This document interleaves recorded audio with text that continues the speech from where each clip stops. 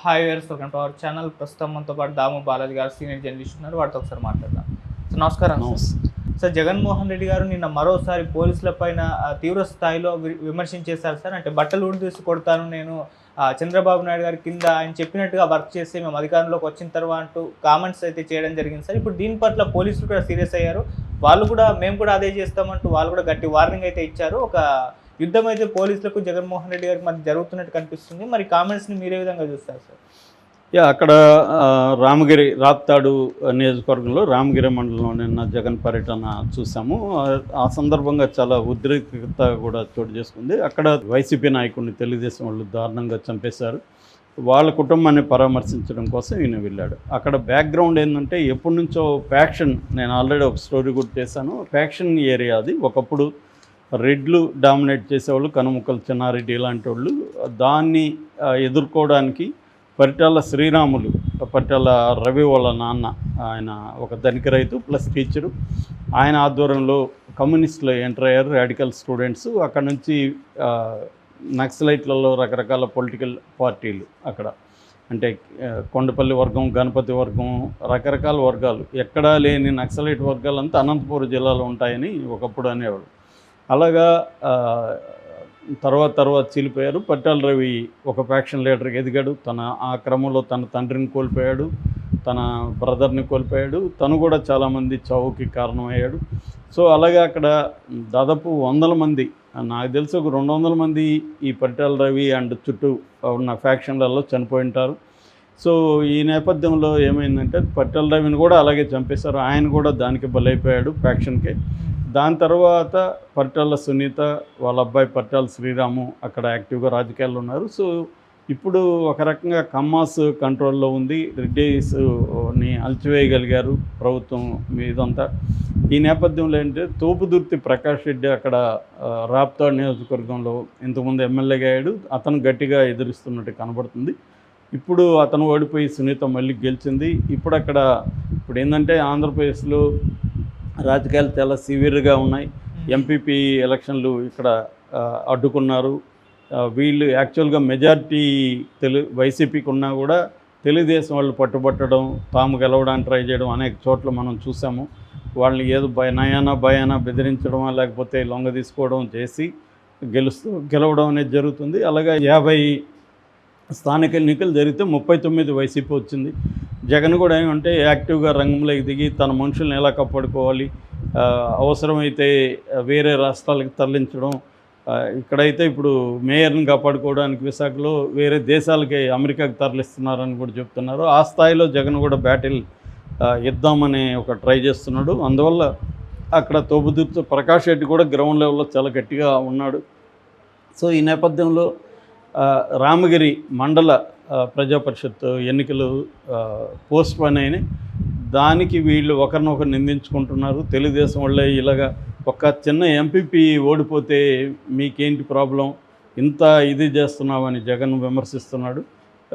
కానీ అధికారంలో ఉన్నప్పుడు జగన్ కూడా అదే చేశాడు. అనేక ఏకగ్రీవాలు చేయించాడు జగన్ కూడా. ఎవరు అధికారంలో ఉన్నా ఏది వదలరు. ముఖ్యంగా స్థానిక ఎన్నికల్లో తమ పట్టు అనేది గ్రౌండ్ లెవెల్లో ఉంచాలనుకుంటారు. ఎందుకంటే రేపు పొద్దున గ్రౌండ్ లెవెల్లో బలం అనేది చాలా ఇంపార్టెంట్. మెయిన్ ఎలక్షన్లకి, ఎమ్మెల్యే ఎలక్షన్లకి గ్రౌండ్ లెవెల్లో నీకు బలం లేకపోతే ఓట్లను ఆర్గనైజ్ చేసి వేయలేరు. అందువల్ల ఒక ఉప సర్పంచ్ ఎన్నికలకు కూడా పెద్ద ఎత్తున గొడవలు జరుగుతున్నాయి అక్కడ ఆంధ్రప్రదేశ్లో.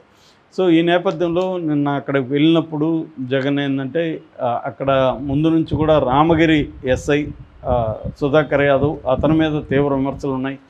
అతను ఒక ఎస్ఐ లాగా కాకుండా ఒక తెలుగుదేశం నాయకుడిలాగా బిహేవ్ చేస్తున్నాడని అతని మీద తీవ్ర విమర్శలు ఉన్నాయి. అతని వల్లనే ఇదంతా జరిగిందని చెప్తున్నారు.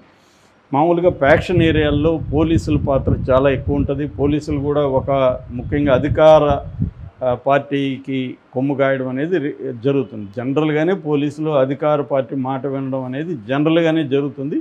కొన్ని చోట్ల ఏం చేస్తారంటే వీళ్ళు ప్రొయాక్టివ్ అయిపోతారు. కొంతమంది వీళ్ళే పార్టీ వర్కర్ లాగా బిహేవ్ చేయడం అనేది ఏ పార్టీ ఉన్నా జరుగుతుంది. జగన్ ఉన్నప్పుడు జరిగింది, ఇప్పుడు తెలుగుదేశంలో కూడా అదే జరుగుతుంది. తెలుగుదేశంలో కూడా కొన్ని కీలక ప్రాంతాలకి వాళ్ళకి నచ్చిన వాళ్ళని పోస్టు వేయించుకుంటారు, వాళ్ళకి అనుకూలంగా పనిచేస్తుంటారు. సో ప్రధానంగా ఇతని మీద విమర్శలు వచ్చాయి ఎస్ఐ సుధాకర్ యాదవ్ మీద.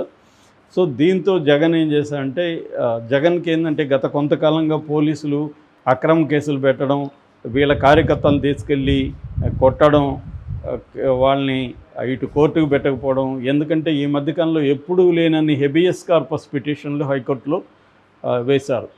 కోర్టే అనింది ఒక్కరోజే ఇన్ని హెబియస్ కార్పస్లు రావడం ఏంటని హైకోర్టే వ్యాఖ్యానించింది. అట్లాగే చాలా పోలీస్ స్టేషన్లో కొడుతున్నారు, సీసీటీవీ ఫుటేజ్ సబ్మిట్ చేయమంటే కూడా చేయట్లేదని కూడా హైకోర్టు సీరియస్గానే వ్యాఖ్యానించిందంటే మనకు అక్కడ లా అండ్ ఆర్డర్ సిచ్యువేషన్ ఆంధ్రప్రదేశ్లో ఎలా ఉందో అర్థమవుతుంది. అంటే వైసీపీ పార్టీని కింద నుంచి పైదాకా నడుములు విరగ్గొట్టేయాలనేది తెలుగుదేశం ప్రభుత్వం యొక్క కూటమి ప్రభుత్వం యొక్క లక్ష్యం. దానికోసం ఎవరిని ఉపయోగిస్తారు? పోలీసులను ఉపయోగిస్తారు. ఇదేం కొత్త విషయం కాదు. గతంలో కూడా పోలీసుల్ని మావోయిస్టుల మీద, పౌర సంఘాల మీద, ప్రజా సంఘాల మీద, పౌర సమాజం మీద ఎవరు ప్రభుత్వ విధానాలను ప్రశ్నిస్తే వాళ్ళ మీద పోలీసుల జులుం అనేది ఎప్పటి నుంచో ఉంది. మేము చాలాసార్లు పోలీసు లాకప్ డెత్ల మీద అనేక పనిచేసాం. సో లాకప్ డెత్లు కావచ్చు, పోలీస్ వైలెన్స్ కావచ్చు, పోలీస్ అట్రాసిటీస్ కావచ్చు, ఎప్పటి నుంచో. ఈ నేపథ్యాన్ని మనం అర్థం చేసుకోవాలి. ఈ నేపథ్యం ఉన్నప్పుడు ఎవరైనా అలాగే స్పందిస్తారు. ఈ గతంలో లోకేష్ భిన్నంగా ఏమైనా స్పందించాడా? లోకేష్ కూడా రెడ్ బుక్ పెట్టి మీ పేరు రాస్తున్నా, డైరెక్ట్గానే చిత్తూరు ఎస్పీ నీ పేరు రాస్తున్నా, నిన్నే ఫస్ట్ నీ అంత చూస్తానని అనలేదా? సో అదేవిధంగా ఇప్పుడు జగన్ కూడా అదే అన్నాడు. అంటే జగన్ ఏమన్నాడు? మీ బట్టలు ఊడదీస్తాం, మీరు మీ సింహాల మీద మీ టోపీలో ఉన్న సింహాలకి సాల్యూట్ చేయాలి, కానీ చంద్రబాబు సాల్యూట్ చేసి చంద్రబాబు వాచ్మెన్ లాగా మీరు పనిచేస్తే మాత్రం మా ప్రభుత్వం, చంద్రబాబు ప్రభుత్వం ఎల్లకాలం ఉండదు, మాది వస్తుంది. మాది వచ్చినప్పుడు మీ బట్టలు తీసి యూనిఫామ్ విప్పి కోర్టు ముందు నిలబెడతాం, మీ ఉద్యోగాలు ఓడగొడతాం అనేది జగన్ మాట్లాడాడు. ఇందులో ఒకటి నేపథ్యం వచ్చి ఈ బ్యాక్గ్రౌండ్ అంతా ఉంది. అంటే గత కొంతకాలంగా వైసీపీ నాయకుల్ని పోలీసులు పెద్ద ఎత్తున అరెస్ట్ చేయడం జరుగుతుంది. రెండవది ఇక్కడ పర్టికులర్ కాంటెక్స్లో సుధాకర్ యాదవ్ తెలుగుదేశం తరపున మాట్లాడుతుండడం అనేది కనిపిస్తుంది. ఈ నేపథ్యంలో మాట్లాడాడు. అలాగే ఒక ఫ్రస్ట్రేషన్ కూడా జగన్లో పెరిగిపోతుంది. ఎందుకంటే నేను చాలాసార్లు చెప్పాను, చంద్రబాబుకి జగన్కి తేడా ఏంటంటే చంద్రబాబుకి ఉన్న వ్యవస్థల మీద పట్టు ఇంకే రాజకీయ నాయకుడికి ఉండదు. అతను అధికారంలో ఉన్నా లేకపోయినా వ్యవస్థల మీద పట్టు అనేది చంద్రబాబు బలంగా ఉంటుంది. వ్యవస్థల్లో మనుషులు ఉంటారు. సో కానీ జగన్ అది చేయలేకపోతున్నాడు. ఫర్ ఎగ్జాంపుల్ నందిగామ సురేష్ 145 రోజులు జైల్లో ఉన్నాడు. పిన్నెల్లి రామకృష్ణారెడ్డి 55 రోజులు జైల్లో ఉన్నాడు.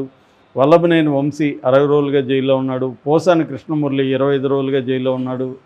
బయటకు వచ్చాడు ఈ మధ్య. మళ్ళీ ఆయన మీద నిన్న వారెంట్ వచ్చింది.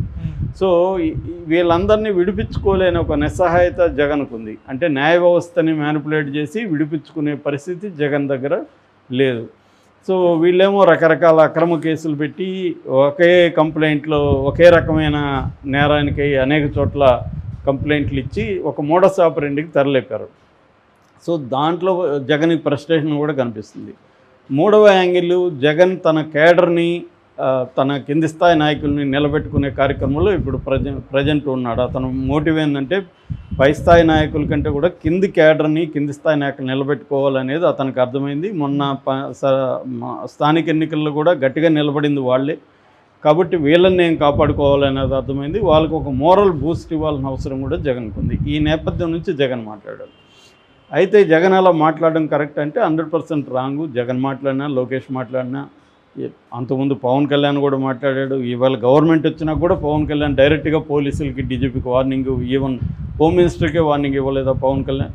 సో వీళ్ళందరూ రాజకీయ నాయకులు. అందుకే నేను చెప్తుంటా, రాజకీయ నాయకులకి ఎవరికి ఏమీ తేడా లేదు, అందరూ ఒకటే. వాళ్ళ ఫంక్షనింగ్లో చిన్న చిన్న డిఫరెన్స్ ఉంటాయి తప్ప ఎసెన్స్లో ఏ రాజకీయ నాయకుడికి ఇవాళ తేడా లేదు. వీళ్ళందరికీ వ్యవస్థల కంట్రోల్లో ఉండాలి, వ్యవస్థలు తమ కంట్రోల్లో ఉండాలి, తాము చెప్పినట్టు వినాలి, అధికార పార్టీ ఏం చెప్తే అదే వినాలి, అపోజిషన్ పార్టీ వాళ్ళని భయంకరంగా తొక్కేయాలి, ఏమాత్రం ప్రజాస్వామ్య హక్కులు అనేవి ఉండకూడదు. ఇదే నడుస్తుంది అన్ని చోట్ల. ఇక్కడైనా అంతే. గతంలో బీఆర్ఎస్కి ఏమాత్రం తేడా ఉందా ఇప్పుడు రేవంత్ రెడ్డి పరిపాలన అంటే? ఏమాత్రం తేడా లేదు ఈ ఆస్పెక్ట్లో. సో ఒకప్పుడు వీళ్ళే గురవ ఉంటారు, ఇప్పుడు అదే జరుగుతుంది. గతంలో కూడా పోలీసులు లోకేష్కి లేకపోతే ఇంకొకరికి ఇదే విధంగా వార్నింగ్ ఇచ్చారు. ఇప్పుడు కూడా ఈ సుధాకర్ యాదవ్ వార్నింగ్ ఇచ్చాడు జగన్కి. అంటే నీ బట్టలు మేము ఓడదీస్తామని అనలేదు, కానీ నా బట్టలు ఓడదీయడానికి నువ్వు ఇచ్చావా నా బట్టలు, మేము కష్టపడి సంపాదించుకున్నాం, అనేక సంవత్సరాలు కష్టపడ్డాం, ఫిజికల్గా ఎక్సర్సైజ్ చేసాము, మేము ప్రజల పక్షాన పనిచేస్తున్నాం, ఇదంతా చెప్పాడు. కానీ అదంతా అబద్ధం. ప్రజల పక్షాన పోలీసులు పనిచేయడం అనేది అంతకంటే కామెడీ ఉండదు. అధికార పక్షాన్నే పోలీసులు పనిచేస్తారు. ఫైనల్గా జరిగేది అదే.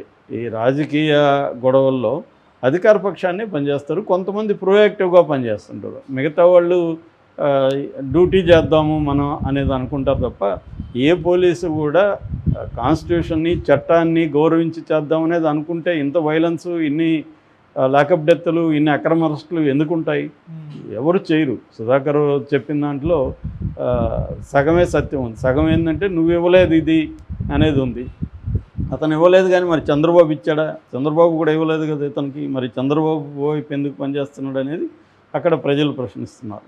కాబట్టి ఏంటంటే పోలీసులు యూనిఫామ్ ఎవరిచ్చారు అంటే వ్యవస్థ ఇచ్చింది. ప్రజల సేవకులుగా వాళ్ళు పనిచేయాలి. కానీ అది ఇప్పుడున్న పోలీసులను మనం పర్సనల్గా ఏం అనలేము. సిస్టంలో ఉండే ప్రాబ్లం అది. వ్యవస్థలో, సిస్టంలో ఉండే ప్రాబ్లము వల్ల ఇలాంటివి